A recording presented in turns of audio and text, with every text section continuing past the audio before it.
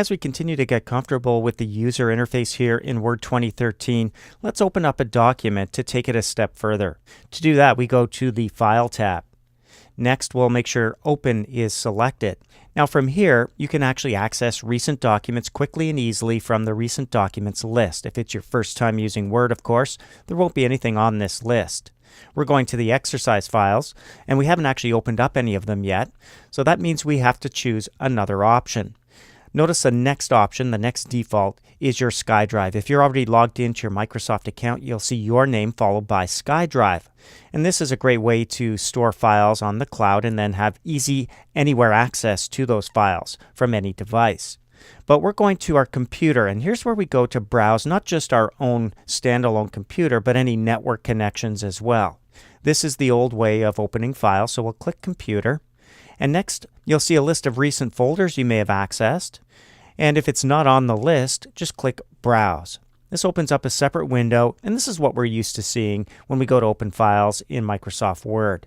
My exercise files are on the desktop, so over here on the left-hand side in the navigation pane, I'll select Desktop. You can follow along with me if that's where you placed yours. Next, we'll double-click a folder to open it up. There's the exercise files. A double-click opens it up to display subfolders. We'll double-click our Chapter 1 folder now.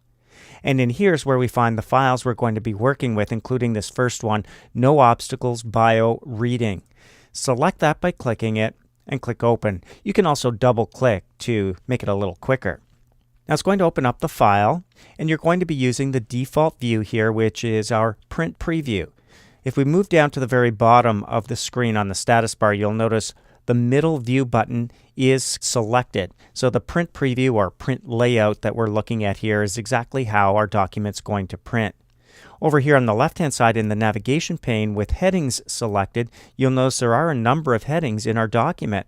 So we can jump quickly to those sections just by clicking a heading. We want to go to the Executive Team, we'll just click Executive Team.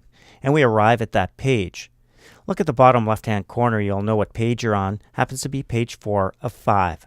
Let's go back to the top. We can click right above our first heading, right above Mission Statement to get to the top. Now remember, this is our print layout view, also known as Print Preview. Let's go down to our view buttons now and go to a new view called Reading View. In read mode, what we're actually going to be doing is focusing on reading our document. So the page numbers really don't matter. They're going to change based on our zoom level. The default zoom level should be 100% or actual size. But of course, if we want bigger text size, bigger print, we can click and drag that to the right. So for example, if we go to about 116%, it's a little easier to read. But notice the number of pages now has jumped up to 10. You also have some navigation buttons now. You'll have arrows on the left and right to move forward and backward through the pages. So let's go to the right. We'll click, and we see the next 2 pages. Click again, the next 2 pages. Want to go back? We can go back using the left arrow. Now, of course, we still have our navigation pane open. If you haven't closed it, you can use those headings. Let's go to Executive Team. Notice now that we're looking at screens 7 and 8 of 10, not necessarily pages. So that's our reading view. If you have a touch screen, you can swipe as well. Let's switch views now back to our print layout. Goes back to the original view, and our cursor's flashing right where we left off in reading mode. So let's go back to the top by clicking the arrow at the very top of our list of headings.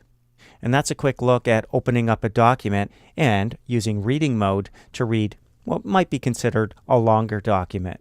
When we're done, to close up a document, we simply go back to that File tab, and from here you'll find Close.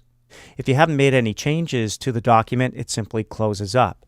If you have made changes, you'd be prompted to save those changes, at which point you could choose to do so or simply cancel, which will close it up without saving any changes and take you back to the previous screen.